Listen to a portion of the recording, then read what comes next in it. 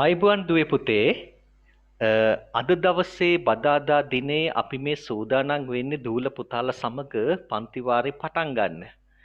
ඉතින් දුවේ පුතේ අද දවසේ අපි 8 ශ්‍රේණියේ දුවදරුවන් සමග අපි සාකච්ඡා කරන්නේ අපි දන්නවා අපි ගිය සතියේ චුට්ටි කොටසක් ඉතුරු කළා. මොකද්ද මේ මාතෘකාව? සන්නායකයක විද්‍යුත් ප්‍රතිරෝධය. අපි අද සාකච්ඡා කරලා බලමු සන්නායකයක විද්‍යුත් ප්‍රතිරෝධය කියලා හඳුන්වන්නේ මොකක්ද කියලා. ඉතින් මෙතනත් අපි දන්නවා ධාරාව සමග සම්බන්ධ වන භෞතික රාශියක් තියෙනවා විද්‍යුත් ප්‍රතිරෝධය. ධාරාව හා සබැඳි මනින්න වෙන රාශියක් තියෙනවා මොකද්ද විද්‍යුත් ප්‍රතිරෝධය. එහෙනම් අපි අද සාකච්ඡා කරන්න දරුවනේ සන්නායකයක විද්‍යුත් ප්‍රතිරෝධය. right.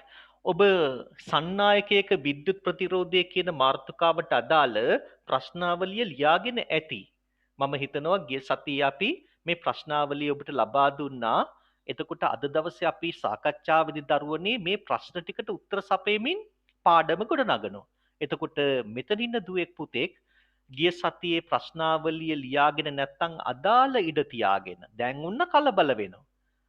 එතකොට ඒගොල්ලෝ දන්නේ නැහැ ගිය සතියේ මොකද්ද මේ වුනේ කියලා. එහෙමනම් ඔබ මෙන්න මේ වැඩේ කරන්න දරුවනේ. ඔබ අද ප්‍රශ්නංකය ලියාගෙන ප්‍රශ්නයට රූල් දෙක තුනක් තියලා උත්තරේ ලියන්න. එතකොට ඊට පස්සේ WhatsApp එකට යන්න අපේ ප්‍රශ්නාවලිය හිමින් සීරුවේ සම්පූර්ණ කරගමු. එහෙනම් අද දවසේ අපි සාකච්ඡා කරන්නේ අන්තිම මාතෘකාව. සන්නායකයක විද්‍යුත් ප්‍රතිරෝධය.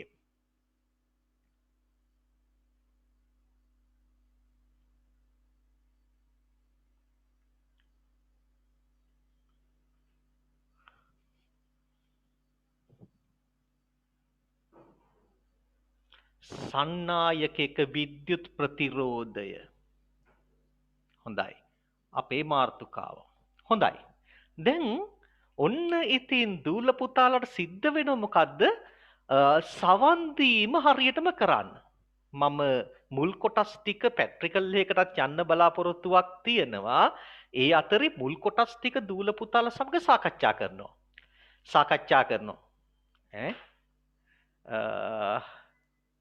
ඇහෙන්නේ නැද්ද?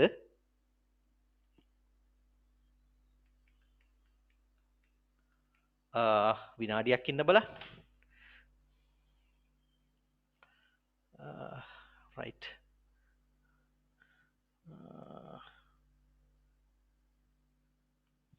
සංදීප ඉන්නව නේද? සංදීප මාව ඇහෙනවද? ඇහෙනවද දැන්? ඔව් හොඳට ඇහෙනවා. දැන් හරි. මගේ අතින් වොලියුම් අඩු වෙලා තියෙන තේන. හරි. සර්ට සිග්නල් අඩුයි කියලා පෙන්නනවා හැබැයි. ඔව් පුතේ මාර අර්බුදයක් මම දැන් මේ බයෙන් වැඩ කරන්නේ. මම අද මේ කොයි වෙලාවක හරි කට් වෙන්න ඉඩ තියෙනවා. පන්තිය මේ සති දෙකේ තුල මෙන්න මෙහෙම ප්‍රශ්නයක් තියෙනවා. දැන් 9 පන්තියේ පුතේ මට කරන්න බැරි සයිස් එකට ඇවිල්ලා තියෙන්නේ. ඕකුල්ලෝ යන්තම් කට්ටේ බේරලා ඉවර වෙනවා. ඊට පස්සේ 9 පන්තියේදී මට සමහරලාට පන්තිය කරගෙන යන්න බෑ. සමහරට මං උගන්වනවා පුතේ මෙහි කට් වෙලා මම දන්නේ නැහැ. මට ඒතර මම දැන් මේ මැෂින් දෙකක් පාවිච්චි කරලා වැඩ කරන්නේ. මොකද ස්ක්‍රීන් ෂෙයා එකක් කරගන්න අමාරු නිසා. එකකුයි යටින් මම ස්ක්‍රීන් ෂෙයා එකක් දාගෙන ඒක බලාගෙන උඩ මෙහෙම කරනවා. එහෙම කළත් පොඩි අමාරු ප්‍රශ්නයක් තියෙනවා. ඒකට ඉතින් විසඳුම ලැබෙන්නේ මේ සතියේ මාගේ සේවාදායක ඒ කියන්නේ සේවය සපයන ආයතනයේ අන්තර්ජාල පහසුකම් සපයන ආයතනය පොරොන්දු වුණා මේක අපේ බිඳී වැටෙන තියෙන ජාල සම්බන්ධය හදලා දෙනවා කියලා. ඒත් ඉතින් ඒගොල්ලන්ට පොඩි උපකරණයක මොකද්ද ප්‍රශ්නයක් තමයි කියන්නේ. එතකොට ලයින් එක ක්ලියර් වෙනවා. එතකොට නම් ගැටලුවක් නැහැ. ඉතින් අපි ඉවසීමෙන් ඉදීම සති දෙකක් විතර තව එක එන සතියේ වගේ වෙනකොට निराකරණය වෙයි යෝග. එතකොට මට ගැටලුවක් නැහැ. බෝඩ් එකේ පැහැදිලි නැහැ. බෝඩ් එක පැහැදිලිද නැද්ද? හොඳයි. දැන් ඒ ඔක්කොම බාධා ඇති. කමක් නැහැ. ඔබට මගේ සද්දෙත් එක්ක වැඩ කරන් යන්කෝ. දැන් අපිට කරන් තියෙන විකල්පේ මේකනේ. සද්දේ සමග වැඩ කරන් යමුකෝ. මම කියන දේ ඇහෙනවා නම් බෝඩ් එක මම වැඩි පාවිච්චි නොකර වැඩේට යන්නම් එහෙම නොතින් ඉතින් අපි මේ විදිහේ පිරිමහගෙන වැඩේ කරමු. හොඳම ක්වොලිටි වැඩක් කරන්න අමාරුයි. මම ඒක දන්නවා. මේ වගේ බාධාවක් වලදී අපි පොඩ්ඩක් තිගැස්සিলাই වැඩ කරන්නේ. ඒ කියන්නේ මොකක්ද කරන්න කියලා හිතා ගන්න බෑනේ. ඉතින් උපරිමේ සාධාරණේ මම ළමයින්ට කරන්න උත්සාහ කරනවා. හොඳයි. දැන් ඒක පැත්තකින් තියමුකෝ. බාධාවක් වුණොත් ඔබ දන්නවා මගේ ළඟ මෙතන දැන් ප්‍රශ්නයක් තියෙන බව. ඒ ගැන හිතලා අර සර්ගේ සිග්නල් ලවුලක් තමයි කියලා සෑහීමටපත් වෙලා අපි වීඩියෝ එකකින්වත් ඒව ටික කරගමු. දැන් වෙන විකල්පයකුත් නැහැනේ මට කරන්න. ඒ නිසා තමයි අද දවසේ සිග්නල් ප්‍රශ්නේ මැද මේ කරන් යන්නේ. ඉතින් මොකක් කරන්නද පුතේ මම ආයතන 3කින් සේවය අරන් තියෙනවා. තුනම එක වගේ. එකක් නම් ෂුවර් හොඳයි. ඒකොල්ලගේ ලයින් එක කඩලා ගිහලා තියෙනවා මේ රිපෙයාර් කරන්න බඩු නැතුව තියෙන්නේ. ඒ කියන්නේ ෆයිබර් ඔප්ටිකල් ලයින් එක කැඩිලා මොකද්ද ප්‍රශ්නයක් තියෙනවා මට සේවාව ළඟක් ඉඳන් දෙන්නේ නැහැ. ඒ නිසා ඒගොල්ලෝ පුළුවන් ඉක්මනින් ඒක පිළිසකර කළ දෙයි. අනිත් ඒවා මේ తాවකාලිකව හදාපුවා. හොඳයි. දැන් ඒ ප්‍රශ්න ටික පැත්තකින් තියලා මගේ අවධානය ඔබ මා කෙරේ අවධානය මගේ සද්දෙට මගේ ධ්වනියට තියාගමුකෝ. මම කියන කරුණට තියාගමුකෝ. බෝඩ් එක පැහැදිලි නැත්තම්. මට ඕන කරන්නේ දරුවනේ විද්‍යුත් ප්‍රතිරෝධය කියන සංකල්පය විස්තර කරන්න. මෙන්න මේ සංකල්පය විස්තර කරන්න. විද්‍යුත් ප්‍රතිරෝධය කියන්නේ මොකක්ද? මම ඒකට පොඩ්ඩක් පාවිච්චි කරනවා 7 ශ්‍රේණියේ සංකල්පයක්. 7ේදී ඉගෙනගත්තු සංකල්පයක්. 7ේදී ඉගෙනගත්ත නේද ජල ප්‍රතිරෝධය. ජල ප්‍රතිරෝධය. ඔබට මතකද ජලය කියන මාධ්‍ය දිගේ ඔය මාධ්‍ය කිව්වට බය වෙන්න එපා වතුරේ. එහෙම හිතමුකෝ. මාළුවෙක් ඉන්න මෙන්න මේ හරියේ. මාළුවෙක් ඉන්න මේ හරියේ. මේ මාළුවා පොතේ පීනන්නේ නැතුව ඒ කියන්නේ සංචරණය කරන්නේ නැතුව එක තැන හිටියොත් මෙයා හෙල්ලෙන්නේ නැහැ මෙතනම ඉන්නවා. මෙතෙන්ට වෙලාම ඉන්නවා. එහෙනම් ජලය කවදාවත් මෙයාට බාධා කරන්නේ නැහැ. මාළුවා එක තැන ඉන්න තුරු ජලය කවදාවත් මාළුවට බාධා කරන්නේ නැහැ.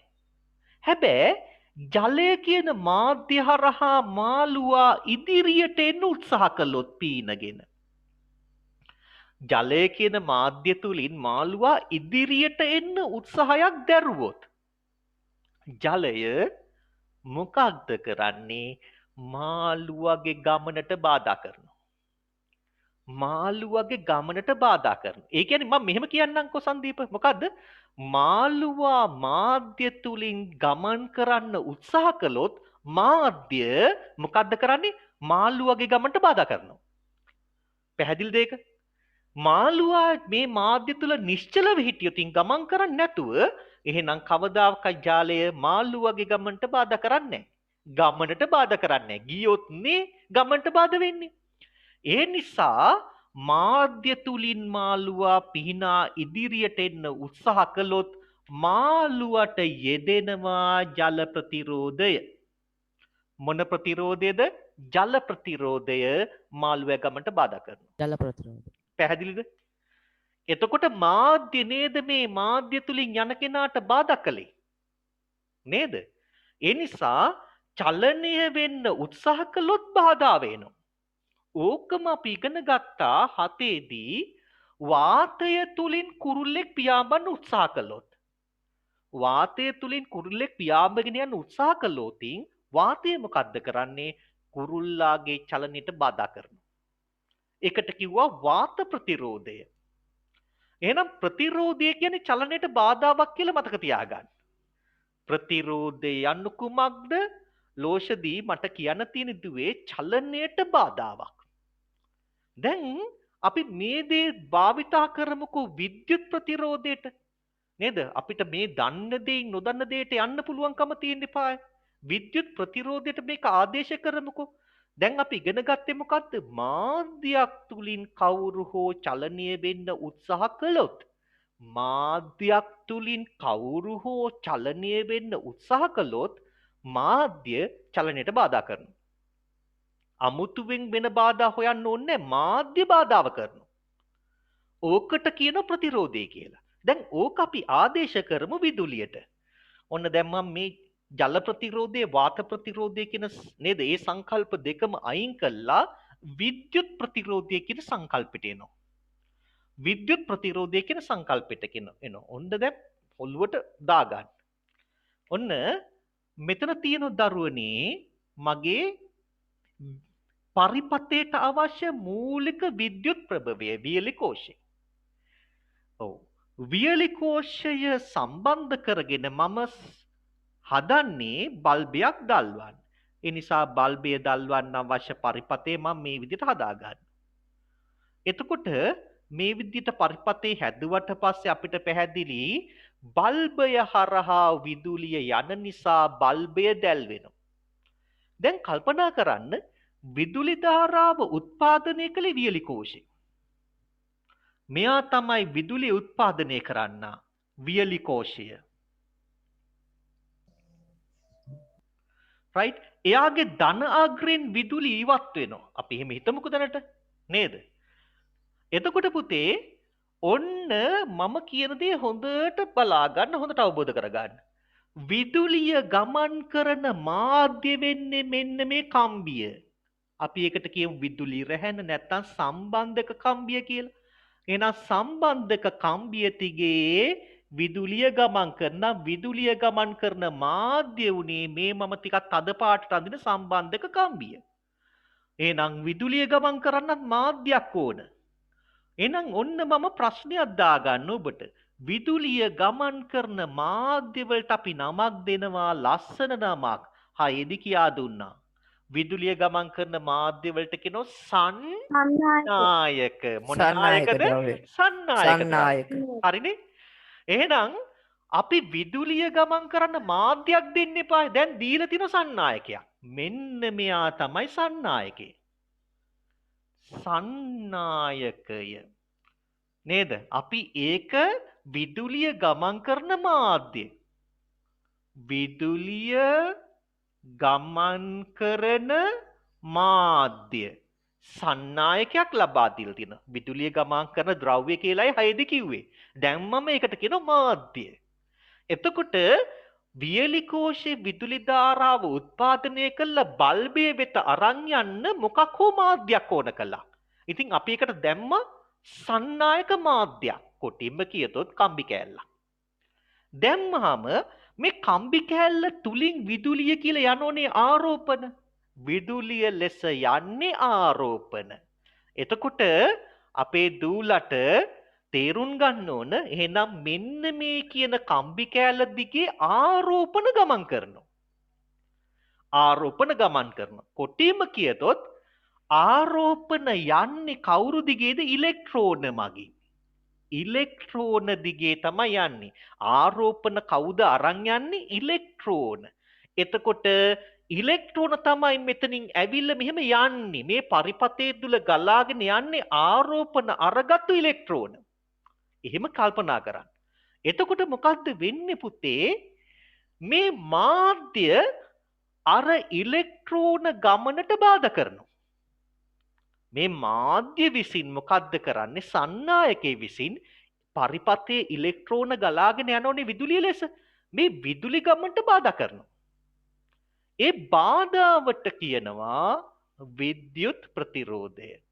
බාධාවට කියනවා විද්‍යුත් ප්‍රතිරෝධය. මේක හරි සරල සංකල්පයක්. ඔන්න මම මෙහෙම කියලා දෙන්න තව ක්‍රමයකට. අපේ දූල දන්නවා අපිට යන්න තියෙන පාරවල් නේ පුතේ. ඔබේ ගෙදරට එන පාරක් තිබෙනෝනේ. ඔබ පාරේ තමයි අපි යන්න ඕන. හැබැයි පාරට බැස්ස ගමන් අපි පාරේ බාධාවට මුහුණ දෙන්න වෙනෝනේ. පාරේ එකතැන හිටියොත් බාධාවක් වෙන්නේ නැහැ. හැබැයි පාරේ යනවනම් පුතේ බාධාවට මුහුණ දෙන්න වෙනවමයි. ඔබ කල්පනා කරන්න ඔබට යන්න දීලා තියෙන පාර. දැන් ඔබේ ගෙදරට එන පාර කල්පනා කරගන්න. ඔබට යන්න දීලා තියෙන පාර. එහෙනම් ඔබ ගමන් බිමන් යන මාධ්‍ය විදිහට පාවිච්චි කරගෙන තියෙන්නේ ඔබේ පාර. ඔබ පාරට බැහැලා යන්න හදනකොටම පාරේ බාධාව තියෙනවා. මොකද්ද? පාරේ තැනින් තැන බලු බෙටි තියෙනවා. නේද? බල්ලන් නේද? කොත් නේද? මෙහෙම ගහලා තියෙනවා.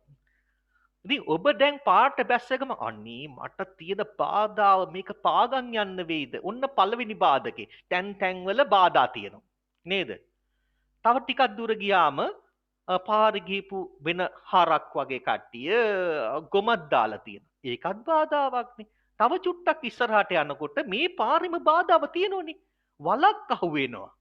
ගමන්ට බාධාවනේ පුතේ. අපි යන්න හැදුවොත් විතරනේ වලේ වැටෙන්නේ. යන්න නැත්නම් වලේ වැටෙන්නේ නැහනේ. එතකොට ඔබ පාර යන්න හැදුවොත් පාර ඔබට බාධාවක් කරනවාමයි. එතකොට පාරේ වලක් තිබුණොත් ඒකත් බාධාවක්. වැරදිලවක්වත් පාරේ උල් ගල් කැටයක් තිබුණොත් ඒක කකුලෙන් ඒකත් බාධාවක්. පාරේ වතුර පිරතුනොත් ඒකත් බාධාවක්. හැබැයි මේ බාධා වලට මුහුණ දෙන්නේ ඔබ කල්පනා කරන්න ඔබ පාරේ යන්න හැදුවොත්. ඔබ ගෙදරට විලා ඉඳන් පාරේ කවුරුවත් නැත්තම් කවුරුවත් බාධා වෙන කට්ටිය නැහැ. ඔය ටික කොහොම තියේවි. කවුරුවත් බාධාවට ලක් වෙන්නේ නැහැ. එතකොට නිකන් තේරුම් ගන්න පාර තිබෙන්නේ යන්න.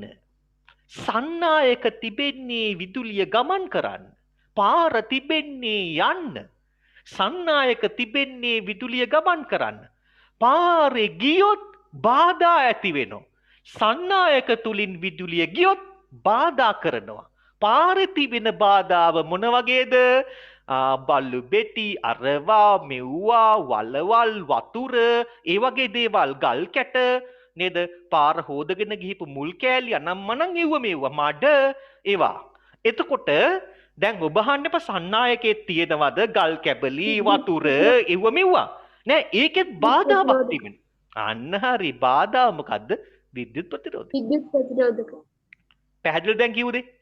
එහෙනම් ඔබ ඉගෙන ගත්ත නේද දරුවනේ සන්නායක විදුලිය අරන් යනව තමයි. හැබැයි අරන් යන්න ගියාම සන්නායකය බාධා කරන ඔය වැඩේට. ඔය බාධාවට කියනවා විද්‍යුත් ප්‍රතිරෝධය. මේක පිටින් එන්නේ සන්නායකෙන්ම එන්නේ. එහෙනම් සන්නායකයක විදුලි ධාරාව ගලා යන විදුලි ධාරාවට සන්නායකයෙන් ඇතිවන බාධාවට කියනවා විද්‍යුත් ප්‍රතිරෝධය කියලා. සරල සංකල්පයක්. මට හිතෙනවා ඔක තේරුම් යන්නේ නැtei කියලා. ඔන්න එහෙනම් අපේ ප්‍රශ්නාවලියට යන්න. ප්‍රශ්නාවලියට යන්න. සන්නායක විද්‍යුත් ප්‍රතිරෝධය කියන මාතෘකාවේ ඔව් පුතේ අයියෝ මොකක් කරන්නේ? මගේ දෝෂෙද ඔබේ සිග්නල් නැතිවීමද කියලා මට හරියට පැහැදිලි නෑ පැටියෝ. මොකක් කරන්නද? මමත් මේ වෙලාවේ අසරණයි. මමත් යන්තම් දැන් ඔන්න දැන් මෙහි වැස්සත් පටන් ගත්තා. ඊළඟ බාධාව. සමහර විටක අද මම 9 ශ්‍රේණියේ පන්තියේ කට් කරන්න ඉඩ තියෙනවා මේ தත්ත්වයේ ගියොතින් දිගින් දිගටම මම දන්නවා ෂුවර් එකටම කරන්න අමාරුයි කියලා. එතකොට වෙන වෙලාවක් දාන්නත් ඉඩ තියෙනවා. ඉතින් බලන්න පොඩි බාධාවක් තියෙනනේ අපිට. කරන්න දෙයක් නැහැ මේ දවස්වල මමත් අසරණ වෙලා ඉන්නේ. ඉතින් පුළුවන් විදිහට කරමු. මං හිතනවා රෙකෝඩින් එකට බාධාවක් නැහැ. ඔබ මේ වෙලාවේ පොඩි අඩුපාඩුකම් වෙයි. රෙකෝඩින් එක බලමු. රයිට්. එතකොට අපි ප්‍රශ්නෙට යන්නේ විද්‍යුත් ප්‍රතිරෝධය යනු කුමක්දයි හඳුන්වන්න. ඉතින් අපිට ලස්සනට උත්තරයක් ගොඩනගා ගන්න පුළුවන්. නේද? සන්නායකයක් තුලින් විදුලිය ගමන් කරන විටදී මොකටද ඇති කරන විද්‍යුත් ප්‍රතිරෝධය. එයට ඇති කරන විද්‍යුත් නෙවෙයි. එයට ඇති කරන මොකද්ද? බාධා. බාධාව. ඒක තමයි මේ බාධාවට කියන නම තමයි ප්‍රතිරෝධය. විදුලියට විද්‍යුත් ප්‍රතිරෝධය. ඔව් පැහැදිලිද මන්දා? එහෙනම් අපි ප්‍රශ්නේ පුතේ විද්‍යුත් ප්‍රතිරෝධය යනු කුමක්දයි හඳුන්වන්න. ගිය සතියේ අපි මේ ප්‍රශ්නාවලිය සපයලා තියෙනවා. විද්‍යුත් ප්‍රතිරෝධය යනු කුමක්දයි හඳුන්වන්න. මේ ප්‍රශ්නෙට අපි උත්තරේ ලියමු මෙහෙම. මෙහෙම ලියන්න.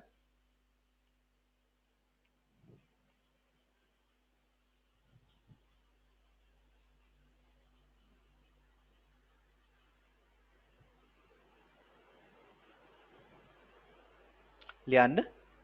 සන්නායකයක් තුලින්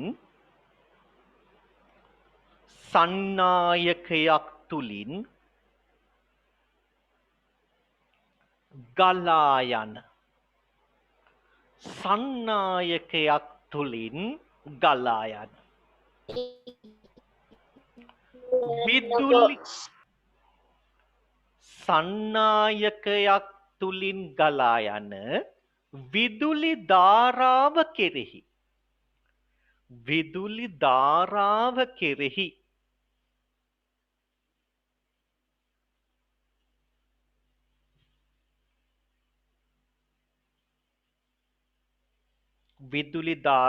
කෙරෙහි සන්නායකය මගින් ඇති කරන බාධාව වෙන කොහෙන්වත් නෙමෙයි. සන්නායකය මගින් ඇති කරන බාධාව. සන්නායකය මගින් ඇති කරන බාධාව. සන්නායකය මගින් ඇති කරන බාධාව. සන්නායකය මගින් ඇති කරන බාධාව. ප්‍රතිරෝධක. විද්‍යුත් ප්‍රතිරෝධය නම් වේ. විද්‍යුත් ප්‍රතිරෝධය නම් වේ. විද්‍යුත් ප්‍රතිරෝධය නම් වේ. අපි ඉක්මනට ප්‍රශ්නාවලියට උත්තර ලියලා ඉවර කරමු. විද්‍යුත් ප්‍රතිරෝධය නම් වේ. ඔන්න දරුවනේ විද්‍යුත් ප්‍රතිරෝධය කියන සංකල්පය අපි හරියටම කතා කරා. දැන් අපි එන දෙවෙනි ප්‍රශ්නෙට උත්තරේ සොයා ගන්න ඕන. දෙවෙනි ප්‍රශ්නේ තියෙනවා මෙන්න මෙහෙම ප්‍රශ්නයක්. විද්‍යුත් ප්‍රතිරෝධය සම්බන්ධව පහත සඳහන් තොරතුරු ඉදිරිපත් කරන්න. විද්‍යුත් ප්‍රතිරෝධය කියන්නේ රාශියක්නේ පුතේ, මයින්න පුළුවන් එකක්නේ. මේක හා සබැඳි තොරතුරු ටිකක් තියෙනවා. ඒගේ අහනවා, ඒ කොටසේ අහනවා ප්‍රතිරෝධයේ සම්මත සංකේතය. ප්‍රතිරෝධය කියන හඟවන සම්මත සංකේතය. අපිට ප්‍රතිරෝධ ඔව් මේ ඇති කරන බාධාව ඒ ප්‍රශ්නේ අහන්න පුතේ අහන්න. ඇති කරන බාධාව සහිත ටික පොඩ්ඩක් කියනවා. මිස් වෙලා. ඇති කරන බාධාව මුල් ටික හරි නේද? ඔයා ලියාගෙන තියෙන්නේ කොහොමද? සන්නායකයක් තුලින් විදුලිය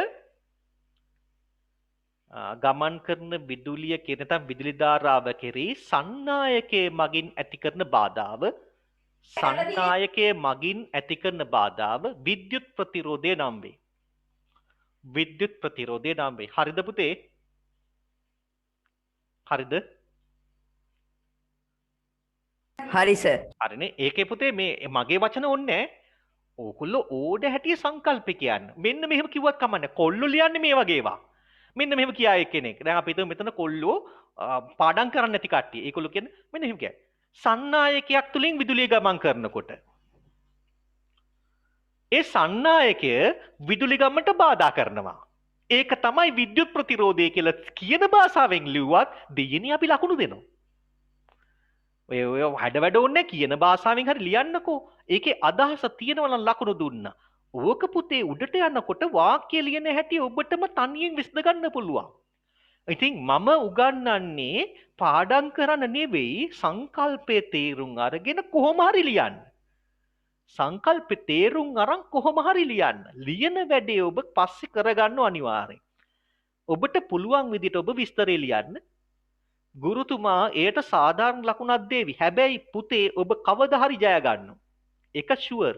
පාඩම් කරනවට වඩා අවබෝධයෙන් ලියන දරුවන් කවදා හරි හිණි පෙත්තට එනවමයි. එය අපේ අත්දැකීම. මම සාමාන්‍යයෙන් O level වල ලන්සුවක් තියෙන ළමයෙක්ට. මගේ ලන්සුව කවදාවත් ඔය හිතන ළමයි නෙවෙයි. මම වැඩ කළ කියන ඔන්න බලන්න මේ සැරේ කප් එක ගහන්නේ මෙයා කියන. මම කියන වැඩිම සංවර්ධනය වාර්තා කරගන්නේ මෙයා කියලා. එතකොට අනිත් ළමයි ඒ නමේ ගේන වෙන්න පුළුවන්. හැබැයි නොහිතපු ළමයේ ඒ නමේ එනවා. නොහිතපු ළමයේ. ඒ නොහිතපු ළමයා අපි මේ අල්ලගන්නේ කොහොමද? ඒකොල්ලගේ චුට්ටි කරුණු වලින්. ඒකොල්ලෝ පාඩම් කළ නෑ.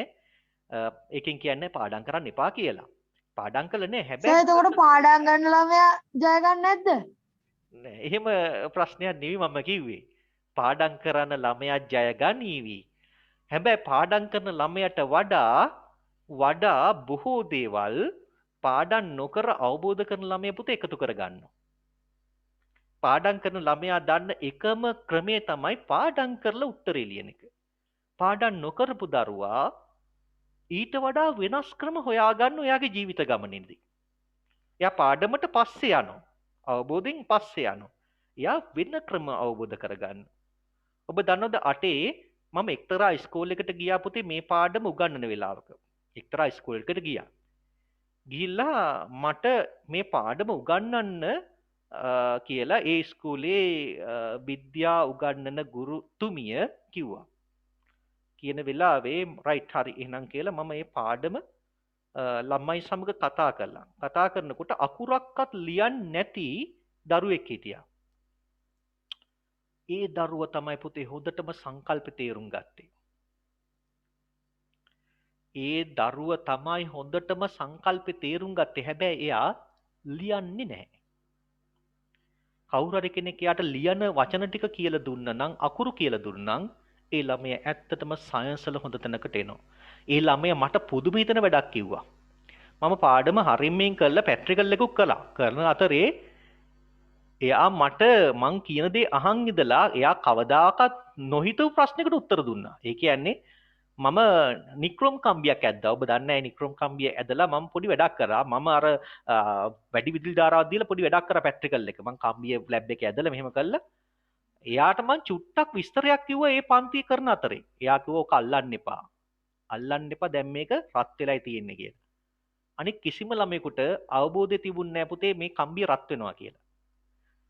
එයා විතරක් කිව්වා ඔක අල්ලන්න එපා දැන් කම්බිය රත් වෙනවා කියලා කිව්වා. ඒ කියන්නේ ප්‍රායෝගික බුද්ධියනේ පුතේ. නේද? ඒව කුඩාක් වටිනෝ අනිත් ළමයින්ට වඩා. දැන් ඒකෙන් කියන්නේ දක්ෂයෙක් වෙන්න හැම පැත්තම තියෙන්න ඕනේ කියන එක. හරි. ඔන්න දැන් අපි පාඩමට යමුකෝ දැන්. දැන් මොකක්ද මම කතා කරමින් යන්න ගියේ මේ ප්‍රතිරෝධය හා සබඳ සංකල්ප ටික විස්තර කරන්න. ඔන්න ප්‍රතිරෝධයේ සම්මත ඒකකයේ කොහේ හරි ප්‍රතිරෝධයේ විද්‍යුත් ප්‍රතිරෝධය කියන්නේ නැතුව ඒක මෙන්න මේ විදිහට ඉදිරිපත් කරන්න පුළුවන්. R. විද්‍යුත් ප්‍රතිරෝධය කියලා කියන්නේ R. එහෙනම් විද්‍යුත් ප්‍රතිරෝධයේ සම්මත සංකේතය මොකද්ද? R. එහෙනම් අපි ලියමු R අකුර. කැපිටල් R නේද ලියලා තියෙන්නේ. right. එහෙනම් විද්‍යුත් ප්‍රතිරෝධයේ සම්මත සංකේතය කැපිටල් R. දෙවනුව අහන B එකේ ප්‍රතිරෝධයේ සම්මත ඒකකය. ප්‍රතිරෝධයේ සම්මත ඒකකය ඕම්. ලස්සනට ලියන්න සිංහලෙන් ඕම්. ඕම්. ඕම්. ඕම්. ඕම්. ඊට පස්සේ ඔව් සර් මේ කාන්දම් කුට්ටි වල ඉස ඕම් කියලා මිනුමක් දීලා තියෙන්නේ. නෑ පුතේ. ඒ කාන්දම් කුට්ටි වල නෙමෙයි. ස්පීකර් එකක් නේද ගැලුවේ? මට හිතෙනවා ස්පීකර් එකක් ගලවන්න. ස්පීකරේ තියෙන පුතේ ඇතුලේ තියෙනවා පුතේ ඒකේ හරහා විදුලිය යනවා. ඒකේ තියෙන කොයිල් එකක්. කොයිල් එකක්. ඒකේ ඒ කොයිල් එක තියෙන නිසා ඒකේ හා සබැඳි විදුලිය යනවනේ පුතේ. ඒක හා සබදෙන විදුලිය සම්බන්ධ කරුණු තුනක් තියෙනවා. එතකොට ඒකේ විස්තර ටික දාලා තියෙනවා. ඒකේ ප්‍රතිරෝධය මෙච්චරයි මෙච්චරයි මෙච්චරයි කියලා. තේරුණාද මං කිව්වේ? ඇයි විදුලිය යනවනේ කොයිල් එක හරහා. එතකොට ඒකේ ප්‍රතිරෝධය මෙච්චරයි. ඒකේ වෝල්ටේජ් එක මෙච්චරයි. වොට් ගාන මෙච්චරයි කියලා දාලා තියෙනවා. ඒවට අනුව පුතේ අපි සර්කිට් එක නැත්තම් ඒක පාවිච්චි කරන්න ඕනේ. ඊට වඩා වැඩියෙන් විදුලි සැපීමක් වුණොත් ස්පීකරය හානි වෙනවා. එතකොට ඕම් කියලා දාලා තියෙන්නේ මොකක්වත් නෙවෙයි කාන්දමේ සම්බන්ධයක් නෙවෙයි. කාන්දමට ස්පීකරේ ඇතුලේ තියෙන කොයිල් එකක්, කම්බි දඟරයක්. ඒ කම්බි දඟරය හා සබඳි ඒකින් විදුලිය යනකොට සබඳන ඒ ප්‍රතිරෝධය තමයි විස්තර කරලා තියෙන්නේ. සර් ඒවට යකඩැල්ල ඇලෙනුනේ. ඔව්. හරි. දැන් මම ස්පීකරයක් ගන්නම්. මම මේ තව පැට්‍රිකල් එකකට මෙතන ස්පීකරයක් එළියට ගත්තා. මේ තියෙන්නේ මෙන්න මේක තමයි මේ මම මේ පොඩි පැට්‍රිකල් එකකට එළියට ගත්ත එකක් තියෙන්නේ. ඔබට පේනවද මන්දා? මේකේ මෙන්න මෙච්චරයි කාන්දම. මේ කැලේ විතරයි කාන්දම. මේකේ ඇතුළේ තියෙනවා මෙන්න මෙතන තියෙනවා කොයිල් එක. ඒ කොයිල් එකට විදුලිය සපයනවා මෙන්න මෙතනින්. ඒ කොයිල් එකේ විදුලි ගමනට අදාළ දේවල් ටික තමයි මේ ඕම් වලින් කියලා තියෙන්නේ. කාන්දමේ නෙවෙයි. 11 දී මේ ටික තව චුට්ටක් විස්තර වෙනවා. තව චුට්ටක් අහගන්න ඕන නම් අද පන්ති වාරයේ අවසන් වල පොඩ්ඩක් ඉන්න. හරිනේ?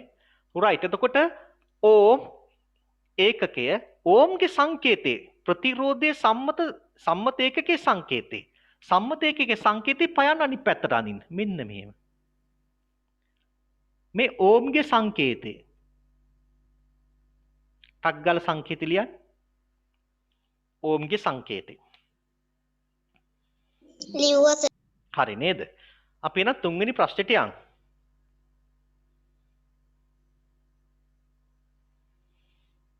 ඔන්න තුන්වෙනි ප්‍රශ්නේ අහනවා විදුලි පරිපථයක විද්‍යුත් ප්‍රතිරෝධය වැඩි වූයේ නම් විද්‍යුත් ප්‍රතිරෝධය වැඩි වූයේ නම් කියනකොට හිතෙන් කියව ගන්නවා එහෙනම් බාධාව වැඩි වුණා නේද? අපි හිතෙන් කියව ගන්න විද්‍යුත් ප්‍රතිරෝධය වැඩි වුණේ නම් නෙවි හිතෙන් ගෙන එහෙනම් බාධාව වැඩි කළා කියලා හිතෙන් තේරුම් ගන්නවා. විදුලි පරිපථයක විද්‍යුත් ප්‍රතිරෝධය වැඩි වූයේ නම් හිතේ තියෙන බාධා වැඩි කළා. හරි නම් පරිපථය තුලින් ගලාන විදුලි ධාරාවට සිදුවන්නේ කුමක්ද? බාධා ආරියටම හරි බාධා වැඩි වෙනකොට විදුලි ධාරාව අඩු වෙනවා. හරියටම හරි. එහෙනම් ලියන්න විදුලි ධාරාව අඩු වේ. එහෙනම් බාධාව වැඩි වුණොත් මොකද්ද වෙන්නේ? විදුලි ධාරාව අඩු වෙන එක. right. හොඳයි. ඔන්න නැවත මම එනවා අපේ පාඩමේ ඊළඟ අමුතු දේ කතා කරන්න. දැන් මම කිව්වනේ දරුවනේ අපි යන්නේ පාරේ කියලා. හොඳයි මම පාරවල් තුනක් නම් කරනවා. එකක් තමයි ඔබේ ගෙදරට එන සමහරට බොරළු පාර. දෙක ඔබගේ නගරයට යන ආසන්නම නගරයට යන හොඳ කාපට් කරපු පාර. තුන හයිවේ එක නැත්නම් එක්ස්ප්‍රස් වේ එක. මේ තුනම පුතේ පාරවල් තුනක්. පාරවල් තුනක්. ඔය පාරවල් තුනෙන් මට කියන්න එක්ස්ප්‍රස් වේ එක මඩ වෙනවද? එක්ස්ප්‍රස් වේ එකේ වලවල් හැදෙනවද? එක්ස්ප්‍රස් වේ එකේ යනකොට බල්ලෝ හැමතැනම ජරා කළා විනාශ කළා තියනවද? නැහැ. හරි. සමහරට ඔබ අර බොරළු පාරට ආවට පස්සේ වහිනකොට මොකද වෙන්නේ ඒක? මඩ වෙනවා, වලවල් හැරෙනවා.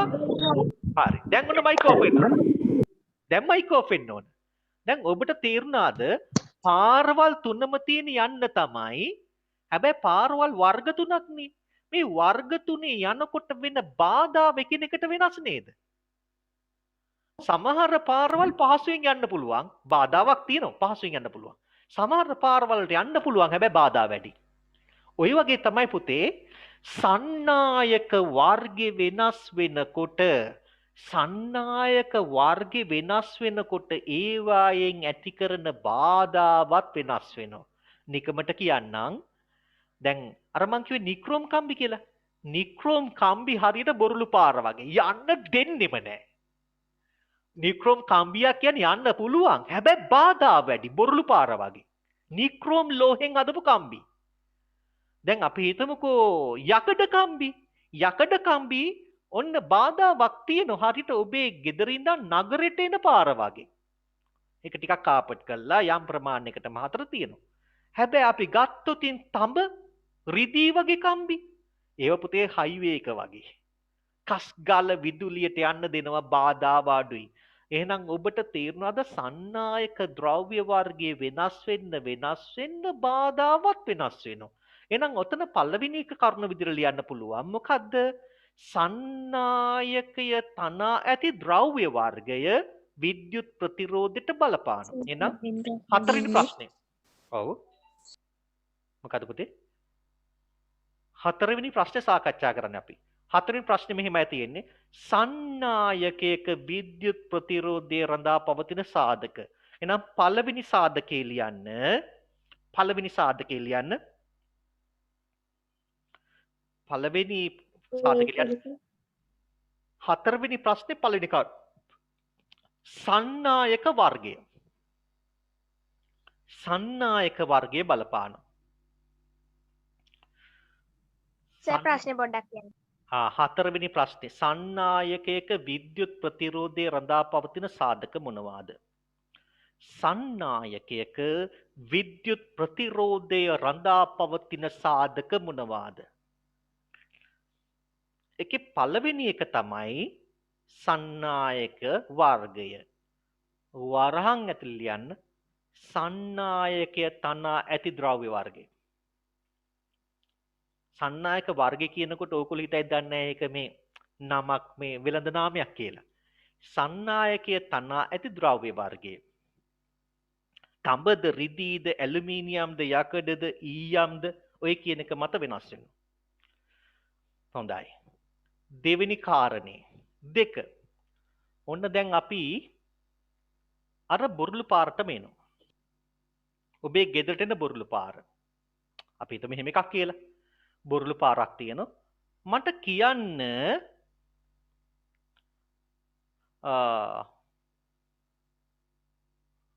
හසර නෑ චමිදු මට කියන්න පුතේ චමිදු ඔය කියන බොරුළු පාරේ මීටර් 100ක් ගියොතින්ද වැඩිපුර බාධාවකට ලක් වෙන්නේ මීටර් 500ක් ගියොතින්ද?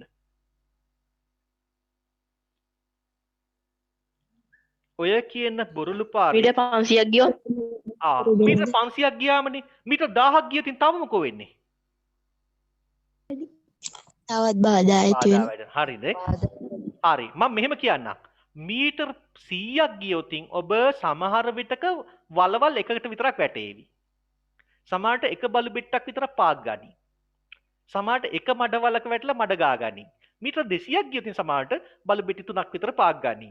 වලවල් 4ක විතර වැටේ. මඩ වලවල් 2ක විතර කරණම් ගහයි ඈ. වැරදිලා කිලෝමීටරයක් යනකොටදී කිලෝමීටරයක් යනකොටදී මේ උත්තර ටිකයි කියන්න පුළුවන්ද? පුතේ හරි ඒක විසඳන්න මේක අවබෝධයෙන් ඉන්න. උත්තර ලියන්න නෙවෙයි ඕන මේක කරගමු. එතකොට මොකද්ද වෙන්නේ ඔබ කිලෝමීටරයක් ගියොතින් ඔය වගේ බොරුළු පාදක ඔබ බාධාවකට ගොඩාක් මුහුණ පානවා. ඒ නිසා ඔබ කියන්න සන්නායකය දිග වැඩි කරනකොට මොකද වෙන්නේ? ප්‍රතිරෝධය බාධා වැඩි වෙනවා. බාධා වැඩි. අන්න හරි. වයර් එකේ දිග වැඩි වෙන්න බාධා වැඩි. ප්‍රතිරෝධය අන්න හරි. ඕක තැනක තියෙන පුතේ. ඔබලට හොඳට තේරෙන තැනක් තියෙනවා. තාත්තලා ටීවී එකට වයර් අරන් එනකොට ඇන්ටනාව ඉඳන් හරියට මැනලා අරන් එන්නේ නැහැ. ඔන්න වයර් එක ලොකු නම් තාත්තා මොකද කරන්නේ? රෝලයක් ගහලා කොහේ හරි එල්ලනවා. නේද? එල්ලපු ගමන් තාත්තට මේක හොයාගන්න බෑ ටීවී සිග්නල් වලට මොකද වෙන්නේ කියලා. හිරි යනවා, පැද්දෙනවා, තාත්තා ඇන්ටනාව අර පැත්තට කරකවනවා, මේ පැත්තට කරකවනවා. කොහෙද මේ අවුල තියෙන්නේ? කම්බිය නැමුණු නිසා. අන්න හරි කම්බි වයර් එක රෝල් එක දිග වයර් එක වැඩි දිග වැඩි කම්බි රෝල් එක ගහලා තියෙන්නේ. කම්බි රෝල් එක ගැහුව ගමන් මොකද ප්‍රතිරෝධය පුතේ? වැඩි. ප්‍රතිරෝධය වැඩි වෙනවා. ඒකේ තියෙනවා ඒ කම්බියට නිසි ප්‍රතිරෝධයක්.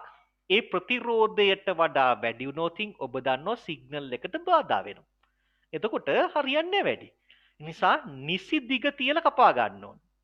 නිසා ඔබ දැකලා ඇති ඇන්ටනාව හයි කරනකොට දුරවල් වෙනම දීලා තියෙන මෙච්චර මීටර සංඛ්‍යාවකින් මෙහෙම වෙන්න ඕන ඊට පස්සේ මෙහෙම වෙන්න ඕන කියලා විස්තර දීලා තියෙනවා. ඊට වඩා වැඩි වුණොත් විද්‍යුත් ප්‍රතිරෝධය වෙනස් වෙනවා පුතේ. අපරාධේ සමහරට ඔබට පොඩි ප්‍රශ්න මතුවෙන්න ඉඩ තියෙනවා. ඔන්න හේතුවක් එකක් කිව්වා. එහෙනම් දෙවෙනි සාධකේ ලියමු. අන්න පුතන්ඩිය ලියා ගන්න දෙවෙනි සාධකේ. හතරවෙනි ප්‍රශ්නෙට උත්තර ආපු දෙවෙනි එක තමයි සන්නායකයේ දිග. B සන්නායකයේ දිග. සන්නායකයේ දිග වැඩි කළොත් දුවේ පුතේ විද්‍යුත් ප්‍රතිරෝධය වැඩි වෙනවාමයි. හරිද? හරි. තුන්වෙනි කාරණේට එනවා. තුන්වෙනි කරුණ. එහෙනම් දැන් අපි කරුණු දෙකක් සාකච්ඡා කළා. ඔන්න දැන් පොඩක් මයික් ඕෆ් කරගමු. කරුණ කියනවද? දෙවෙනි කරුණද සන්නායකයේ දිග. විද්‍යුත් ප්‍රතිරෝධයට බලපාන දෙවෙනි සාධකයේ සන්නායකයේ දිග. හරිද? තුන්වෙනි කාරණේ. තුන්වෙනි කාරණේ තමයි මේක. පළවෙනි කරුණ. පළවෙනි කාරණේ සන්නායකයේ තනා ඇති ද්‍රව්‍ය වර්ගය. සන්නායකයේ තනා ඇති ද්‍රව්‍ය වර්ගය. සන්නායකයේ තනා ඇති ද්‍රව්‍ය වර්ගය.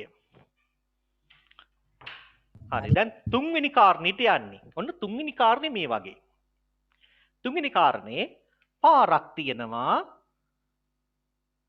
මෙන්න මේ වගේ පාරක්. හරිද? මම ඇඳිනක ඔය ඇති පේනවා ඇති. පාරක් තිබෙනවා. මෙන්න මේ වගේ පාරක්. මේ පැත්තේ පුතේ මේ පැත්තෙත් තනිකර වැවක් මේ පැත්තෙත් තනි වැව. වැව මැදින් පාර තියෙන්නේ. හරිද? වැව මැදින් පාර තියෙන්නේ. ඔන්න තව පාරක් තියෙනවා. ඒ පාර මෙන්න මේ වගේ.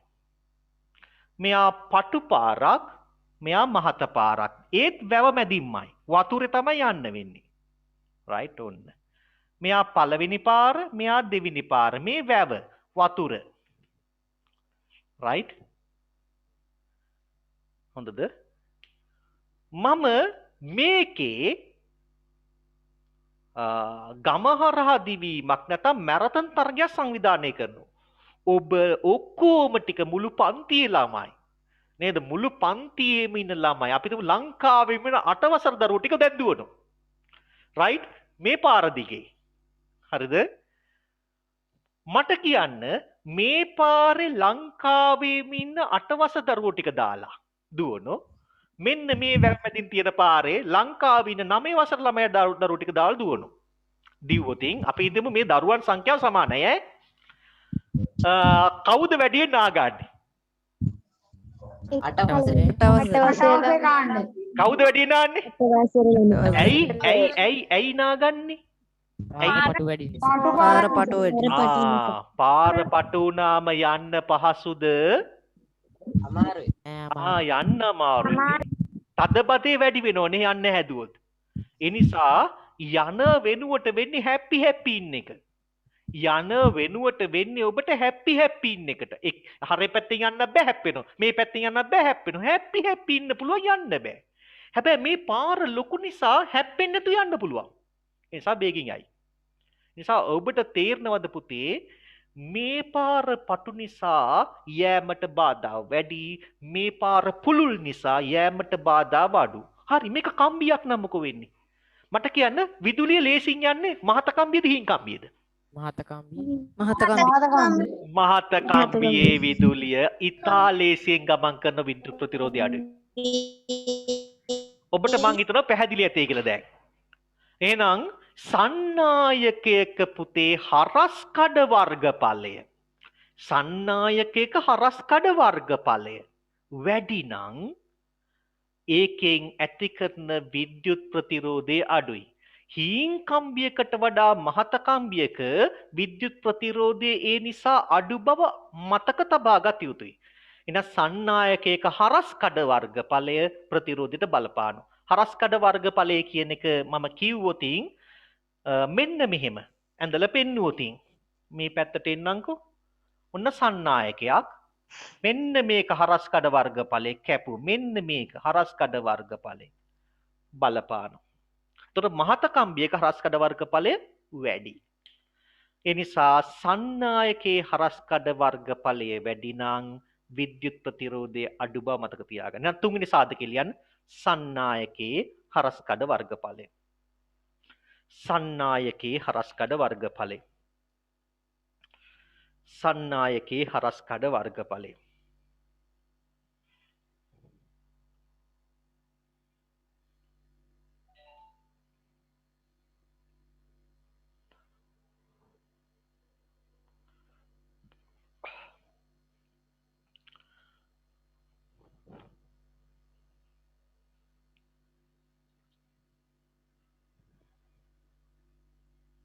හොඳයි. පස්වෙනි ප්‍රශ්නෙට යනවා. පස්වෙනි ප්‍රශ්නේ ටිකක් දීර්ඝ ප්‍රශ්නයක්. පස්වෙනි ප්‍රශ්නය දීර්ඝ ප්‍රශ්නයක්. ඔතන පොඩි සංකේත දෙකක් දාගන්න පුළුවන්. සන්නායකයේ දිගට අපි ඉදිරියේදී කතා කරන L. සිම්පල් L ලකුණ දාගන්න. සන්නායකයේ දිග කියන තැන පුතේ සිම්පල් L. දිග. සන්නායකයේ හරස්කඩ වර්ගඵලයට දාගන්න A. A. හරස්කඩ වර්ගඵලයට අපි සංකේතයක් දෙනවා A කියලා. right. අපි ඊළඟ ප්‍රශ්නට යමු. පස්වෙනි ප්‍රශ්නේ. සන්නායකයේ තනා ඇති ද්‍රව්‍ය වර්ගයේ වෙනස් වන විටදී එම සන්නායකයේ ප්‍රතිරෝධය වෙනස් වන්නේ දැයි සොයා බැලීම සඳහා සිසුන් පිරිසකට අවශ්‍ය විය.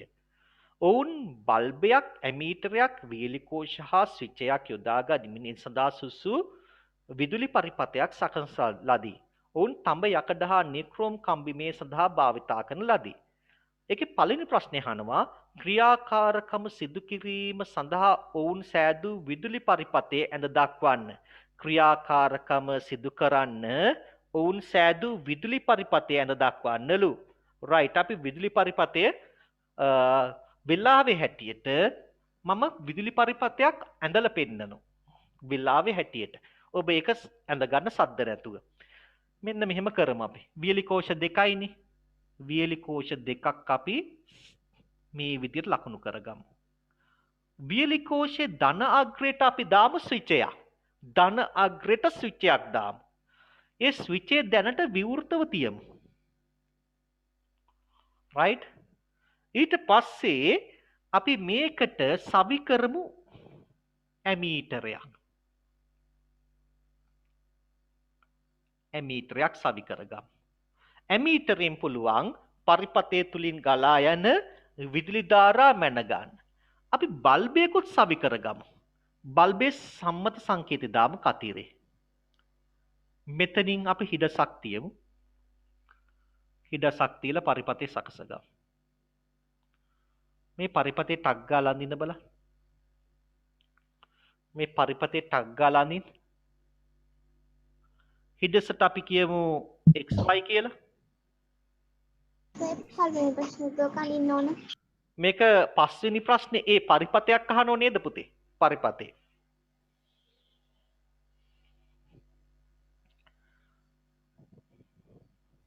පේන්නේ නැහනේ.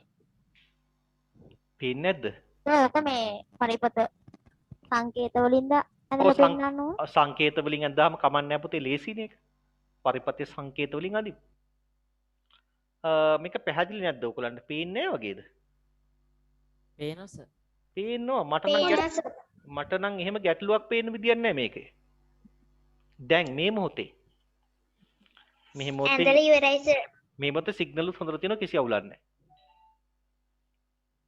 හරි පරිපථය ඉක්මනට අඳින්න. සර් පොඩ්ඩක් ඉන්න.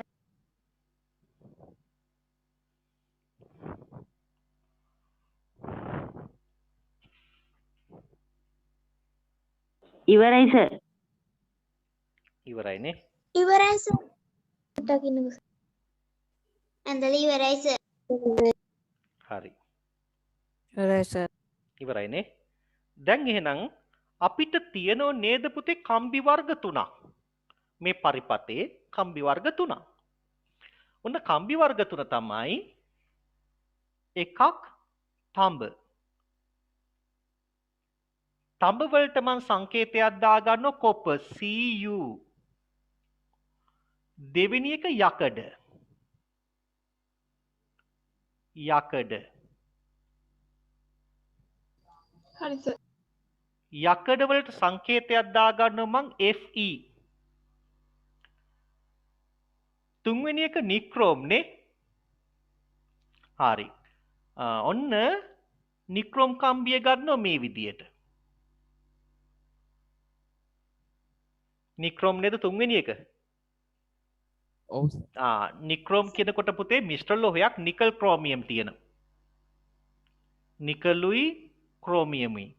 හරි නික්‍රෝම්. මම ඒක නිකල් ක්‍රෝමියම් කියලා ලිව්වා. Ni L ඉරක් Cr. හොඳයි. ඔන්න කම්බි තුන. දැන් මොකද්ද මම කරන්න යන්නේ? ඔබට පේනවද මේ තඹ කම්බිය? මෙන්න මේ යකඩ කම්බිය, මේ නික්‍රෝම් කම්බිය.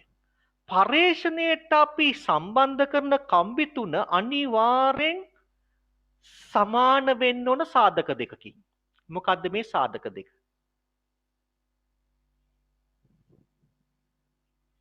මොකද්ද මේ සාධක දෙක? පුළුවන් කෙනෙක් කියන්න. මේ පරේෂණයට පාවිච්චි කරන කම්බි තුනේ සමානව පවතින සාධක දෙක මොකද්ද?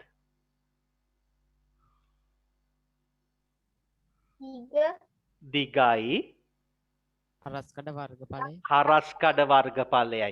ඔන්න පුතේ මම මෙතන යකඩ කම්බිය දිග වැඩි කළා. යකඩ කම්බිය දිග වැඩි කරන්න බෑ. තුන් දෙනාම එකම දිග එකම හරස්කඩ වර්ගඵලයේ තියෙන උපකරණ වෙන්න ඕන. අන්න මට පොඩි උපකරණයක් ගෙනල්ලා පෙන්වන්න බැරුණා. දැන් මේ පැට්‍රිකල් එක කරනකොට පුතේ අපිට ඕන ස්කෘප්වාමානය කියන එක ගුරුතුමා පාවිච්චි කරලා හදලා දෙයි. එකම වර්ගේ කම්බි තුනක් හදලා දෙයි. ඒ කියන්නේ එකම හරස්කඩ තියෙන කම්බි තුනක් අරන් දෙයි. දැන් මට මේ උපකරණේ පෙන්වන්න දැන් විදියක් නැහැ. රයිට්. ඒකෙන් මැනලා ගුරුතුමා හරියටම එකම සමාන කම්බි තුනක් ගෙනත් දෙනවා. අපි ඒකෙන් තමයි පැට්‍රිකල් එක කරන්නේ. ඒ නිසා මෙහෙම විවිධ දිග කම්බි පාවිච්චි කරන්න බෑ. ඒ නිසා ඔන්න මම මේ තුන් දෙනාම එක සමාන කරනවා. එක සමාන කරනවා. එක සමාන දිග එක සමාන හරස්කඩ වර්ගඵලය තියෙන කම්බි තුනක් පාවිච්චි කරන්න. හරිද? ඒ නිසා ඔන්න දෙවෙනි ප්‍රශ්නය අහනවා පරීක්ෂණය සඳහා භාවිතා කරන සන්නායක කම්බි වර්ග තුන සමානව පැවතුණු සාධක දෙකක් නම් කරන්න. මේ කම්බි තුනේ සමානව තියෙන පළවෙනි සාධකයේ කම්බි තුනේම දිග සමාන විය යුතුය. පළවෙනි සාධකය ලියන්න. 1 කම්බි තුනේම දිග සමාන විය යුතුය. පළවෙනි සාධකය. කම්බි තුනේම දිග සමාන විය යුතුය. ඉක්මන් කරමු. කම්බි තුනේම දිග සමාන විය යුතුය. පුතේ මයික් එක ඔෆ් කරන්න. කම්බි තුනේම දිග සමාන විය යුතුය. හරි නේද? දෙවෙනි සාධකය ලියන්න. කම්බි තුනේම හරස්කඩ වර්ගඵලය සමාන විය යුතුය. කම්බි තුනේම හරස්කඩ වර්ගඵලය සමාන විය යුතුය.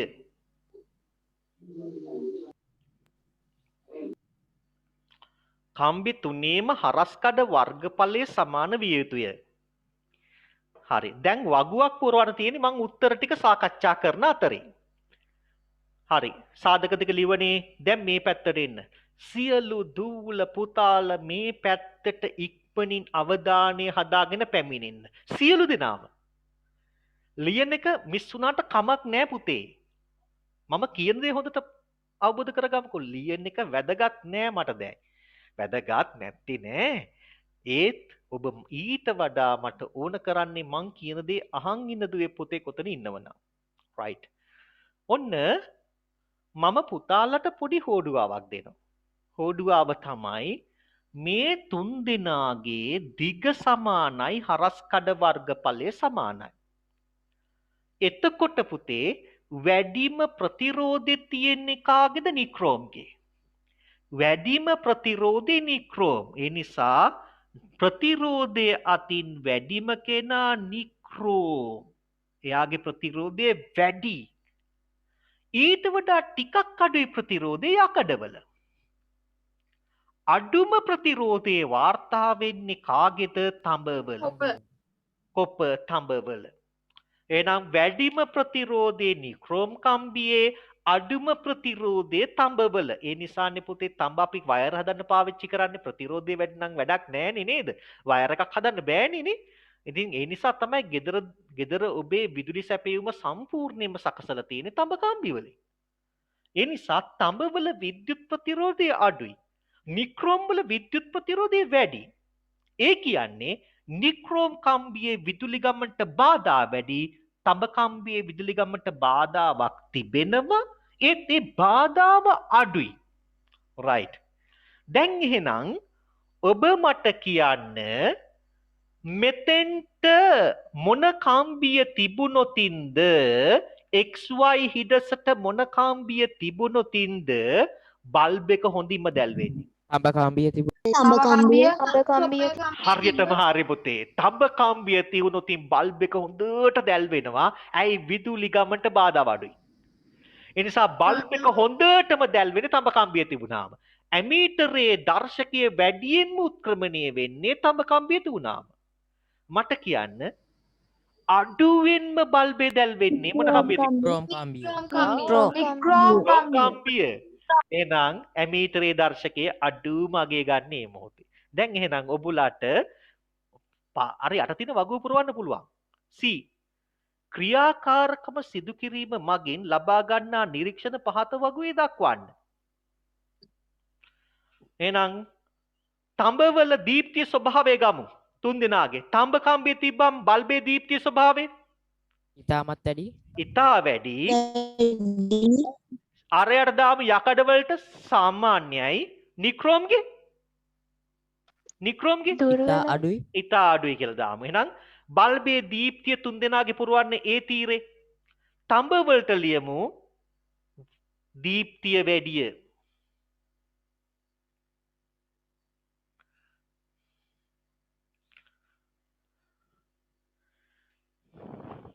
දීප්තිය වැඩිය.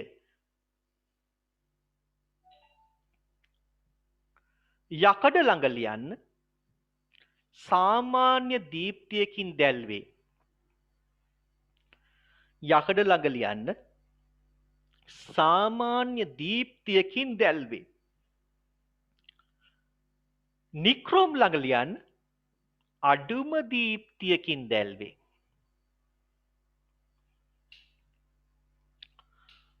අඩුම දීප්තියකින් දැල්වේ.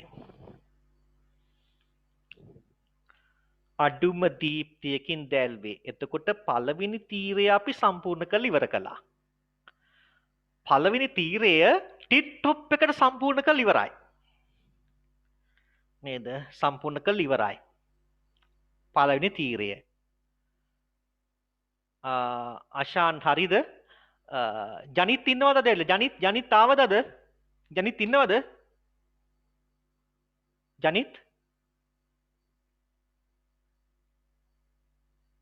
ජනිත් ඉන්නවද?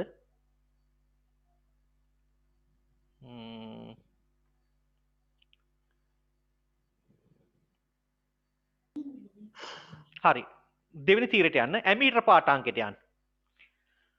තඹේකේ ඇමීටරේ පාඨාංකය අඩුමද වැඩිමද? වැඩිම. ඇමීටරේ පාඨාංකේ වැඩිම අගයක් ගන්න. එහෙනම් ලියන්න ඇමීටරේ පාඨාංකනේ අහන්නේ. වැඩිම අගය ගනි. වැඩිම අගය ගනි.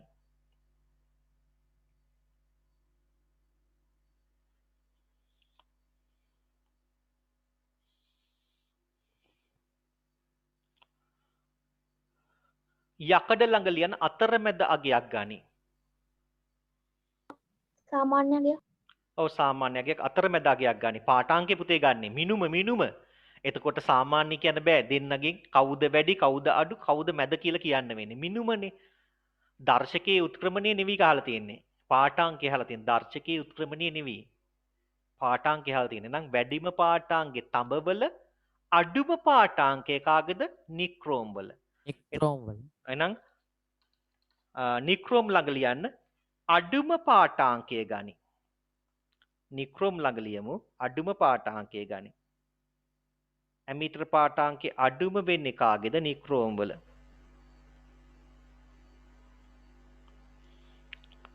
ඇමීටරේ පාඨාංකය අහලා තියෙන දර්ශකයේ උත්ක්‍රමණය නෙවෙයි.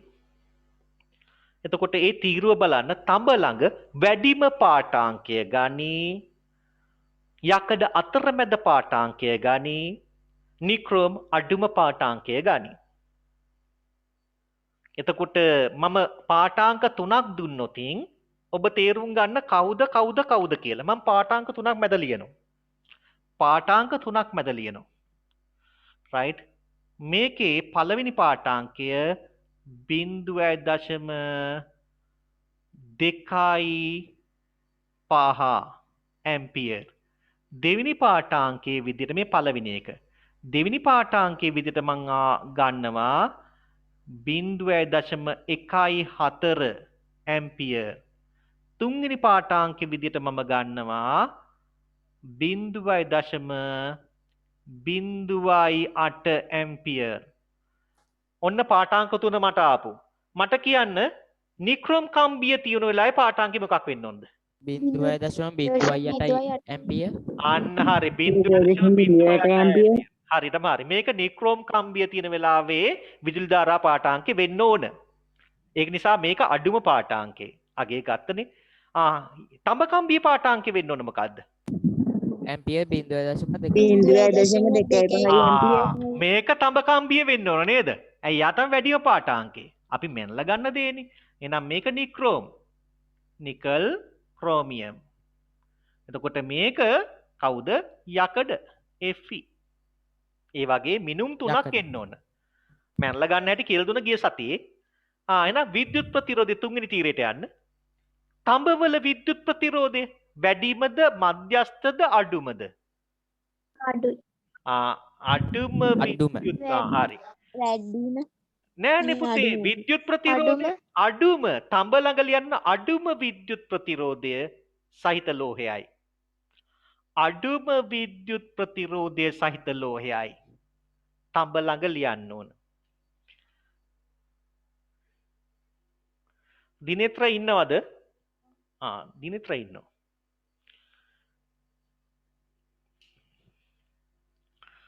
අඩුම විද්‍යුත් ප්‍රතිරෝධය සහිත ලෝහයයි. එතකොට නික්‍රෝම් ගිලියමු මොකද්ද? නික්‍රෝම් ළඟ යට තීරුව වැඩිම විද්‍යුත් ප්‍රතිරෝධය සහිත ලෝහයයි. වැඩිම විද්‍යුත් ප්‍රතිරෝධය සහිත ලෝහයයි. පැට්‍රිකල් එක අනුව වැඩිම විද්‍යුත් ප්‍රතිරෝධය සහිත ලෝහයයි. අපිට ආපු පාඨාංකත් එක්ක ගන්න වෙන්නේ. එතකොට යකඩ ළඟ ලියමු විද්‍යුත් ප්‍රතිරෝධය අතරමැදගේ ගානි. සාමාන්‍යගේ නැත්නම් අතරමැදගේ ගානි. සාමාන්‍ය නැත්නම් අතරමැදගේ. මේ දෙන්නගේ අතරමැද.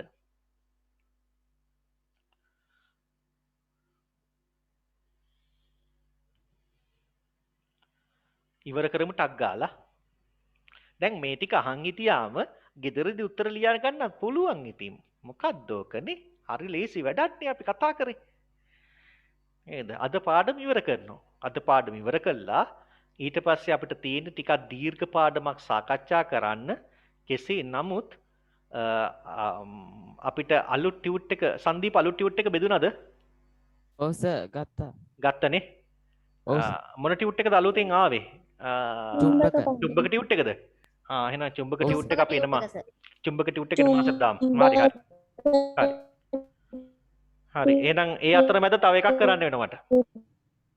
ඒ අතරමැද තව පොඩි ඒකකයක් හරි යොබන්න වෙනවා. කමන්නේ අපි ඒක මොකක් හරි කරමු. එහෙනම් D ප්‍රශ්නට යන් D වැඩිම විද්‍යුත් ප්‍රතිරෝධය පවතින්නේ කුමන සන්නායක ද්‍රව්‍යයටද? අපි දන්නවා. මොන සන්නායක ද්‍රව්‍යයට? නික්‍රෝම් වල. නික්‍රෝම් වලට. ඔබේ පිළිතුරට හේතුව මොකක්ද හේතුව? හේතුව? බල්බේ දීප්තිය අඩු. ඔව් බල්බේ දීප්තිය ක්‍රියාකාරකමේදී බල්බේ දීප්තිය අඩුවීම මොකද්ද? අඩුම විදුලි ධාරාව ඇමීටර් පාඨාංකය ලැබීම නිසා අපි ඒක කියන්නේ. රයිට් ලියමු එහෙනම්. එහෙනම් ලියන්න උත්තරේ. උත්තරේ ලියන්න. වැඩිම ප්‍රතිරෝධය සහිත ලෝහය නික්‍රෝම් වේ.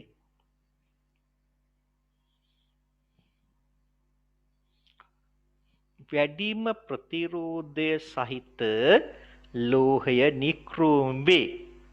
ඒකට ඉඩක් තියලා තියෙනවනේ පොඩි. නික්‍රෝම් වේ.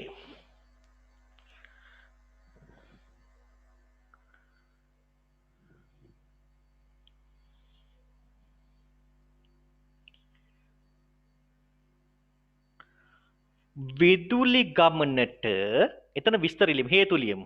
විදුලි ගමනට වැඩිම බාධාවක්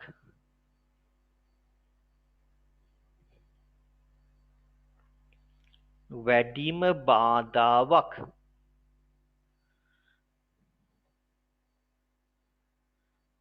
සිදු කළ ලෝහය නිසා වැඩිම බාධාවක් සිදු කළ ලෝහය නිසා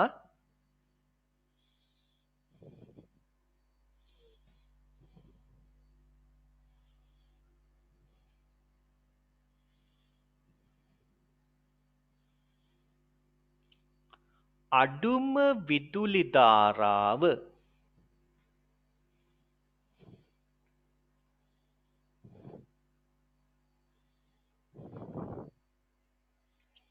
අඩුම විදුලි ධාරාව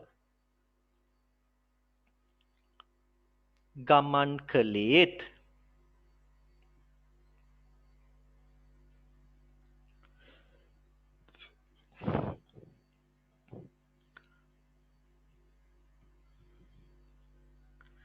බල්බයේ දීප්තිය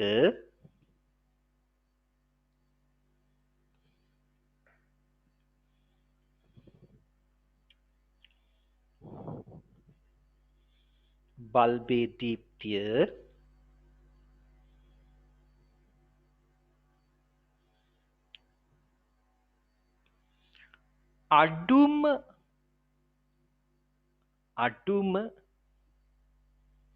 වූයේත්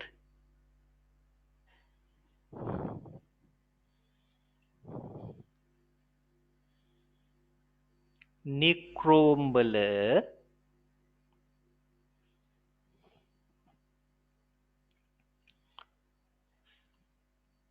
විද්‍යුත් ප්‍රතිරෝධය වැඩි නිසාය.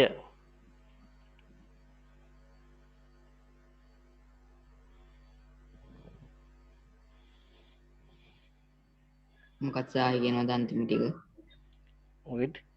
නික්‍රෝම් ලෝහයේ විද්‍යුත් ප්‍රතිරෝධය වැඩි නිසාය.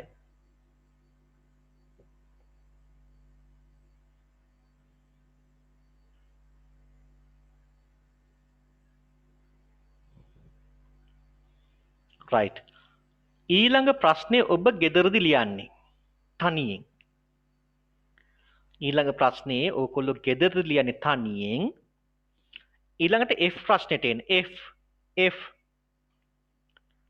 F කී තියෙනවා යොදාගත් සන්නායක අතරින් හොඳම සන්නායක ද්‍රව්‍ය කුමක්ද? එතකොට හොඳම සන්නායක ද්‍රව්‍ය වෙන්නේ මොකද්ද?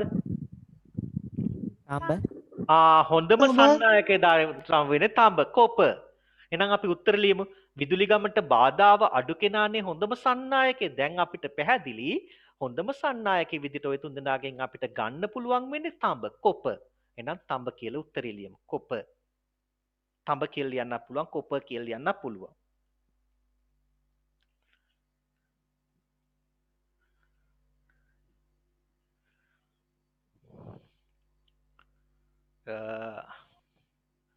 G ප්‍රශ්නේ ප්‍රතිරෝධකවල සම්මත සංකේතය දක්වන්න. ප්‍රතිරෝධකවලට සම්මත සංකේතයක් තියෙනවා. එක්ක මෙන්න මෙහෙම මේ වගේ ඍජුකෝණාස්ත්‍රාකාර සටහනක් දාලා මෙහෙම කරන්න ඕන. ඕක නම් ඕක අඳ ගන්නකො. ඕක ප්‍රතිරෝධකවල සම්මත සංකේතය. නැත්තම් මේ වැඩේ කරන්න පුළුවන්. මෙහෙම ගිහිල්ලා මෙහෙම ඔබට තුඩු කිහිපයක් ඔබට වෙන සික්සැක් ක්‍රමයට මෙහෙම දෙපැත්තට දෙකක් ගිහිල්ලා කොහොම දාන්න පුළුවන්.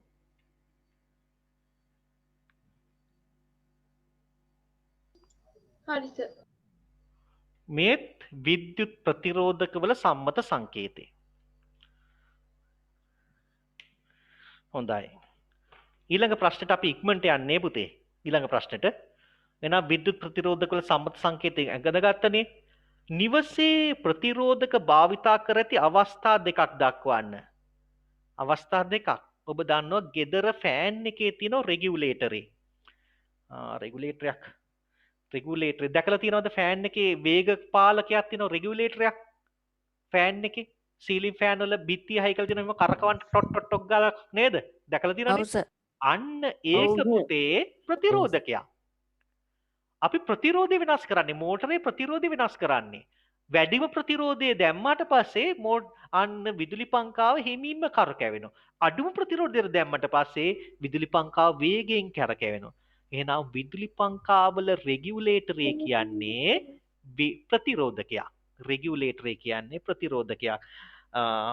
මම රෙගුලේටරයක් හරි එහෙනම් ලියන්නකෝ පළවෙනි එක ලියන්න.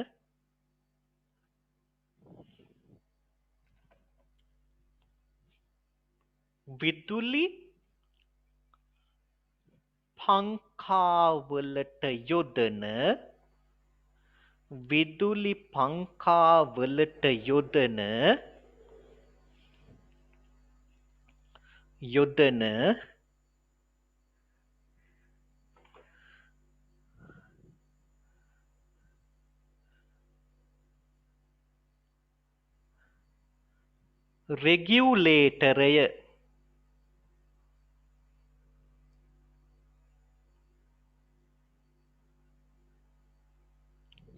රෙගියුලේටරය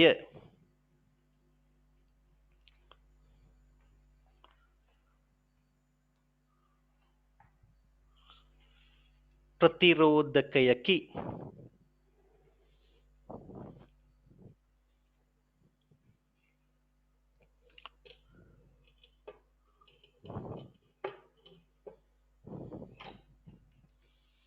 right. ඊට පස්සේ ඔබට පේනවද මෙන්න මේක. දැන් මෙන්න මේ විදිහේ ඒවා කරකවන්න හදපු මෙන්න මේවත් ප්‍රතිරෝධක. අපි දාලා දෙනවා ඔය රේඩියෝයේ වොලියම් කන්ට්‍රෝල් එක. වොලියම් කන්ට්‍රෝල් මම දැන් වොලියම් කන්ට්‍රෝල් එකක් දාලා පෙන්වන්න හදන්නේ කොහොමද මේ ප්‍රතිරෝධය වෙනස් වෙන්නේ කියලා. ඔන්න රේඩියෝ වල රෙකෝඩ් එක දානවද? රෙකෝඩ් එක දාලා නැහනේ. නෑ තියෙනවා. හරි රෙකෝඩ් එක තියෙනවා. හරි. දෙවෙනි එක ලියන්න. රේඩියෝ වල ඇති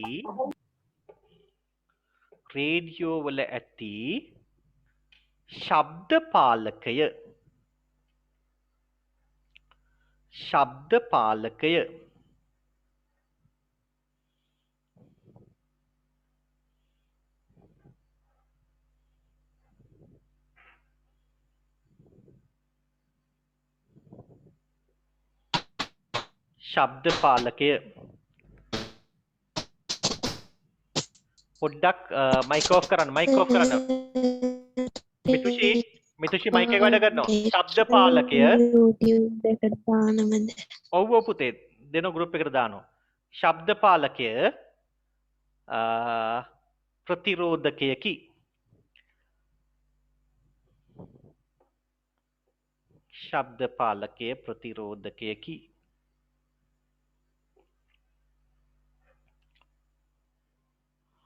ඔබට පේනවද මන්දා මම පොඩි පරිපතයක් හදලා තියෙනවා මෙතන.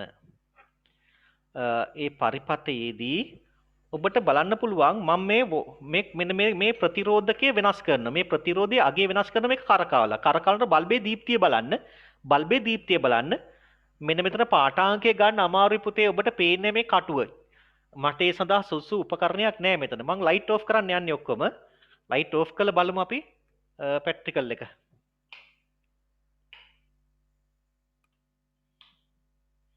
right ඔබට පේනවද මන්දා?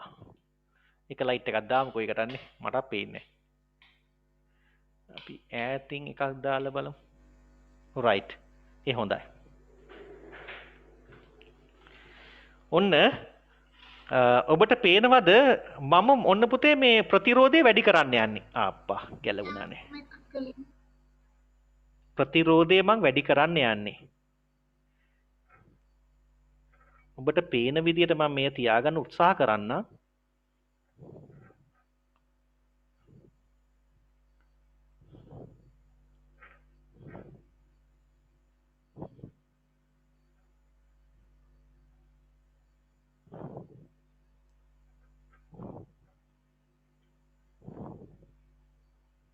තාමම බෑ.